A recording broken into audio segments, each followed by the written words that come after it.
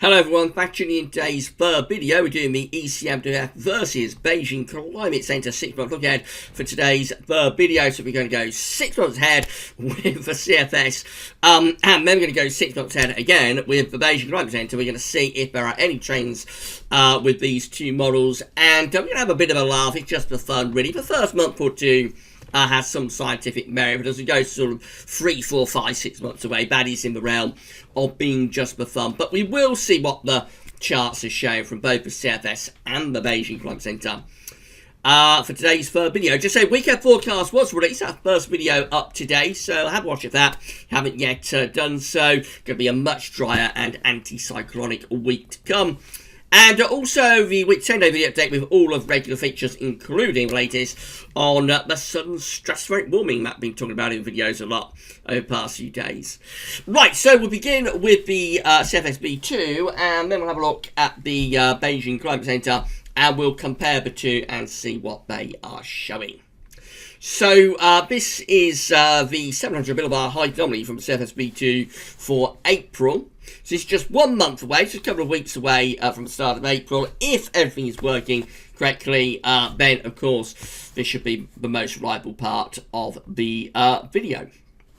So for April, we're looking at quite an unsettled-ish sort of month, actually, with below average heights out to the northwest, some above average heights in the middle of the Atlantic, and bringing in a westerly flow. So this is basically the same sort of pattern that we've had for several months now, right way back into the autumn of last year, really. This pattern's been going on. Of course, it's a rather reduced version of it. It's not quite as extreme with zonality and westerlies, and that's due to the cyclical change in the time of the year. We're moving into the middle of the spring now, of course. But overall, it's still westerly, it's still Atlantic-driven, still low pressure to the north, high pressure to the south. So it still goes on, still polar vortex type driven pattern for April. All change, though, as we get to May. Very, very big changes then when we get through to May. This 700 millibar height anomaly for May 2020. And we see all of that low pressure out to the northwest has gone. And what we've got instead is an area of above average heights, high pressure, sitting over and to the east. So we catch us a proper Scandinavian high. And it's bringing in the wind from an easterly direction. So you would have thought May is like to be a much, much drier month compared to April. Quite anti-cyclonic as well. And easterlies in May are going to be relatively warm, so probably quite a warmish sort of month as well. And just a proper sort of nice start to the early summer with winds in from south-southeast. Would have to watch out some thundery rain, times threatening from the south, but overall that looks like a very, very nice 700 millibar height only for May if you want a warm and dry start to the summer. And June looks pretty decent as well. 700 millibar height anomaly for June, again, above average heights over Scandinavia. No particular area of below average heights, so there may be a trough through here. Have got a little bit of high pressure in the northern latitudes as well. So maybe doing something a bit like that, the flow and with the jet stream. But overall, it looks quite sort of pleasant for June. High pressure is dominating over Scandinavia. And you would have thought there'd be quite a bit of dry weather in with that. Maybe quite warm, possibly a little bit thundery. If we've got low pressure through here, we might threaten some thunder. But overall, a warm and hopefully relatively fine start to the summer. Then high pressure sort of weakens a lot as we go through to July. Now we're at month number 3, so it's not really worth worrying about, very long way out. But we do see quite a dramatic reduction of the above average heights to the northeast. There's no particular area of low pressure in evidence. There's a bit of high pressure just there, and there's some higher pressure over towards here. You will think there may be a trough coming through here somewhere. There might be a trough through there, doing something a little bit like that with the flow and with the jet. But again, it's a very weak signal. What we can say, though, is that the higher pressure signal from May and June sort of weakens quite a bit when we get through to July. August looks like that. So now we're at month number 5, of course. We're a very long way out. So again, this isn't worth worrying about at all. We are in the realm of being just for fun. But for August, we find a trough of low pressure begins to develop in the Atlantic. There are hints of northern blocking up here as well. Have got a bit of ridging across central parts of Europe, but it looks quite weak. I think overall we're probably seeing a deteriorating pattern here as the summer is going along. We are probably reverting into a rather more unsettled and cooler pattern as the summer is progressing. And then finally we get through to month number 6, which is September. And low pressure out to our northwest around Greenland, Iceland, some high pressure around the Azores, and some high pressure towards the northeast as well. Again, we might be bringing low pressure and the jet stream in from off the Atlantic in the gap between the two ridges. But of course, it wouldn't take much of an adjustment to get just a large ridge building around this sort of area. Large area of high pressure. So it's far too far away anyway to have any sort of confidence in it, have any concerns about it. So it's not worth worrying about at all. Right, temperature anomalies then. So this is how the temperature anomaly is looking for April, a cooler month compared to what I've had recently. Remember, in April, we are driving in westerlies. We're driving in the low pressure from off the Atlantic still. The far northeast of Europe still looks quite warm. Scandinavia, Baltic Sea areas, I mean, down this east side of Europe to western Russia, still milder than average air. Otherwise, looks a little bit cooler in April with temperature anomalies very close to average. Whoops, that's gone wrong. Let's move through to the temperature anomaly for May. And here it is. So in May, the temperature anomaly begins to lift up a little bit, actually. That's because high pressure, of course, is taking over during May. So the warmest anomalies to average again, still across the far north of Europe. But some of these central areas also look warmer in May. Germany, France, Low Countries, slightly milder than average conditions into the UK as well. Quite a nice temperature anomaly that for May. June gets warmer still, so yes, we have a very warm start to the summer on our hands, widely above average temperature anomalies, particularly through these northern, central and western parts of Europe. We're not as warm as sort of continental Europe across the UK and Ireland, but still, nevertheless, quite a nice start to the summer if you want above average temperatures. Excuse me. Then we move through to July. July temperature anomaly starts to come down a little bit, actually. So this does imply maybe going to something a little bit more unsettled. We'll confirm that with precipitation anomalies in a moment, but it perhaps implies going to something a little bit cooler and more unsettled into July. The warmest anomalies to average, again, northern parts of Europe and the central and east areas, but out in the west, yes, temperature anomalies are cooling down from June to July. August, again, very close to average with temperature anomalies for the UK and for Ireland as well. Otherwise, a little bit above average. We're at month number 5 there, so not worth worrying about. And then also looking a little bit on the cooler side, perhaps for September, with, again, temperature anomalies very close to, or very close to average. Maybe no signal, but I mean the warmer than average area is reduced as we go through into September too. Finally, precipitation. So you may expect April's rainfall anomaly to be a little bit wetter than this. It did look quite westerly and Atlantic driven with a lot of low pressure and probably the jet stream coming in off the Atlantic. Actually, the precipitation anomaly for April is only a little bit above average for northern parts of Scandinavia and also for Scotland and for Iceland. But otherwise, not drastically wetter than average month. Maybe sort of more showery, I suppose. May we build up the higher pressure, so yes, we go drier than average across much of northern Europe. We've got France here looking drier than average, Low Countries, much of Scandinavia also. For Ireland and for the UK, we find drier than average conditions for Scotland and Ireland, England and Wales nearer normal with precipitation during May.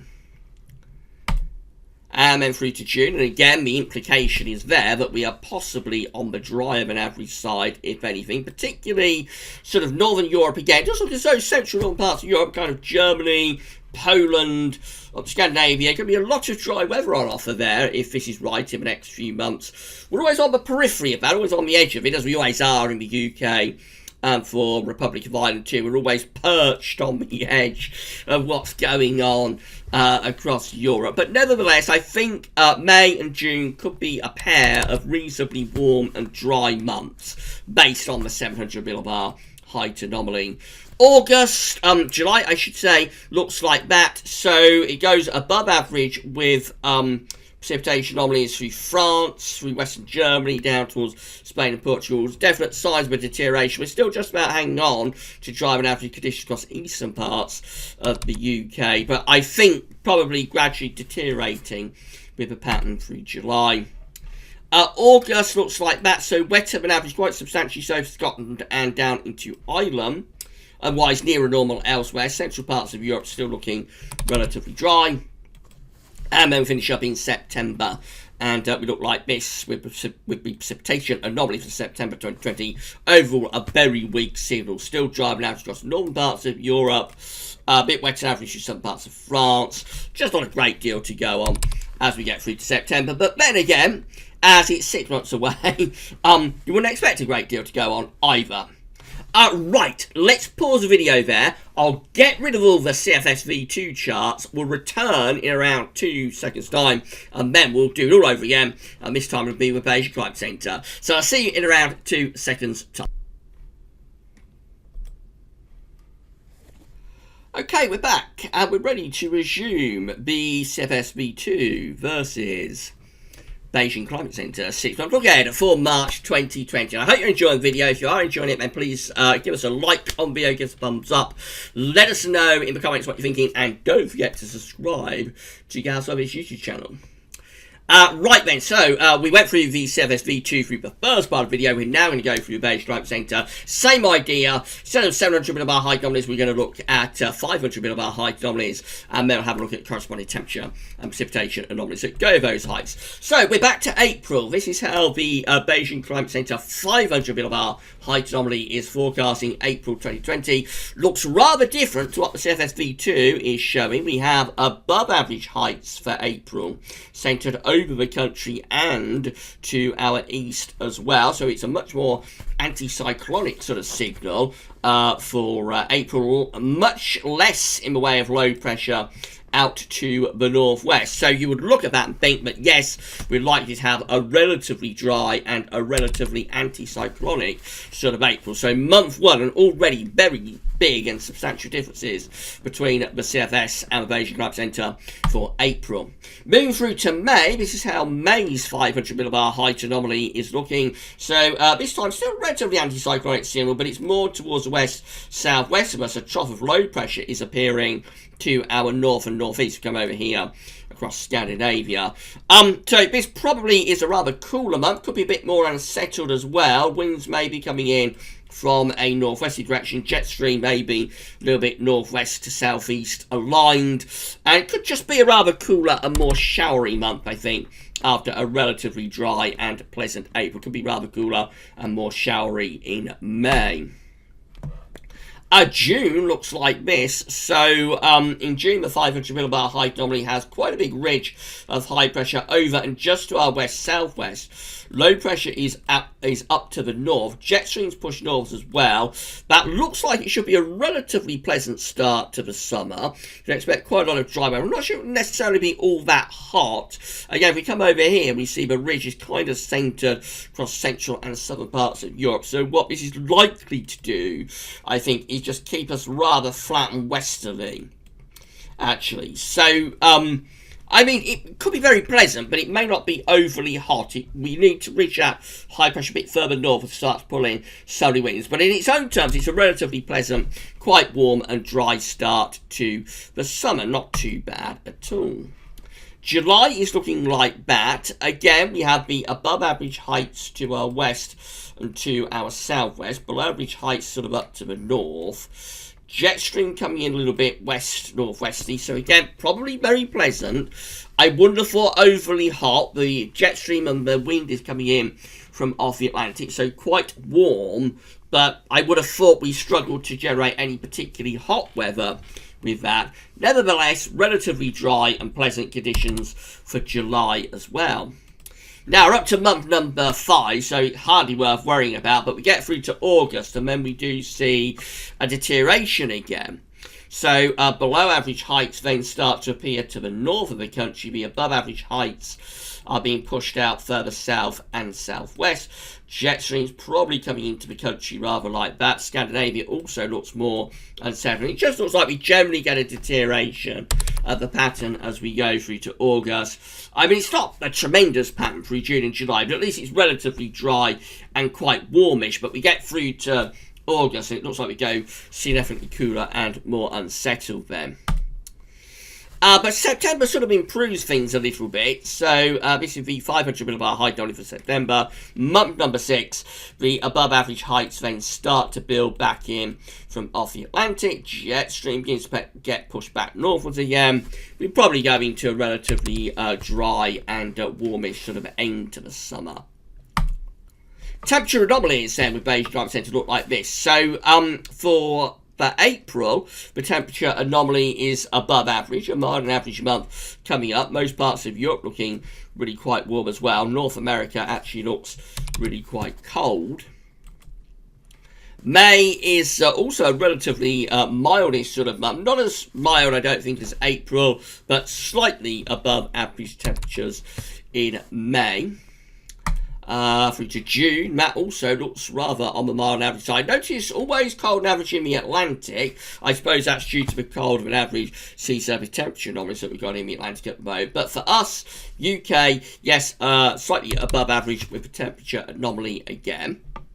July looks a little bit cooler though, actually. So we go through to July, temperature anomaly then starts to reduce. Looks a bit below average, actually, for northern parts of the country. Just generally a rather cooler look to things in July. Now, we haven't got August temperature anomaly. That's missing at Beijing Climate Center, unfortunately. But by the time you get through to September, month number 6, by the time you get through to September, we go above average with the temperature anomaly. I would have thought August is likely to be below average based on the 500 millibar height anomaly. And then finally, precipitation with Beijing Climate Center. So April, going back to April again, it's anti-cyclonic month, so we go drier than average, conditions during April. May goes a bit more unsettled. It's rather more unsettled month in May, so the rainfall anomaly goes a little bit above average. Really quite a wet month for much of Northern Europe, by the way, looking really wet for many parts of Central and Northern Europe during May. Totally different to what the CFS V2 is showing for April and May, of course. June is a bit of a north-south split, so most parts of the UK actually drive an average, but you'll notice it is very substantially wetter than average just to our northwest. So a very, very slight, subtle adjustment would, of course, bring these wetter than average conditions into the UK. As it is, we're just about having a drier than average month and quite a warmish month as well. July doesn't look too bad. That's a bit on the drier than average side as well, although, as we've already established, temperature anomalies are lowering. August, month number 5, so it's not worth worrying about, but August looks like going more unsettled, particularly in the northern part of the country. Always rather drier, though, to our south. And then finally, September, we finish up on quite a dry end to the summer and start to autumn as high pressure begins to re-establish. So it is a mixed bag here with both of the models, and they are disagreeing as early as next month, as early as April. CFS wants an unsettled April. Beijing Climate Center says no. We're going to have a relatively dry and warmish April. Then the split continues into May because the Beijing Climate Center goes more unsettled in May. The CFS is warmer and drier as we get through to May. And then beyond that, looks like both models agree early summer relatively dry and warm, and then hints anyway of a bit of a deterioration late into summer. I don't want to go too over the top with that because we are talking about sort of August, month number 5. It's a very long way off, but they both sort of have that hint about them. But after a relatively warm and dry start to summer, it possibly starts to turn a little bit cooler and more unsettled later. It's all food for thought, and it's just for fun, so don't take it at all seriously. But that's what they're both showing today. And, of course, we'll do it all over again next month. And April 2020 is CFS versus Beijing Climate Center 6 month. Again, will take us further on in towards the autumn. We'll actually go to October, we believe, next month. Right, that's it for today's vids. Tomorrow we're going to start off with some summer analogues. We're going to have the third summer analogues update. It's going to be a bit of a QBO special. That one. Got Gazwerthy's Sunny Roundup coming up tomorrow as well. And we'll have the ECWF, Meteo France and DWD long range update. So yes, more long range stuff coming up tomorrow. If you have enjoyed this mashup with the CFS V2 versus Beijing Climate Center, please give us a like on the video. Let us know in the comments what you think. And don't forget to subscribe to the YouTube channel. That way you'll be notified when we release the content that you want to see. 20 minutes. That's all for now, though, and thanks for watching.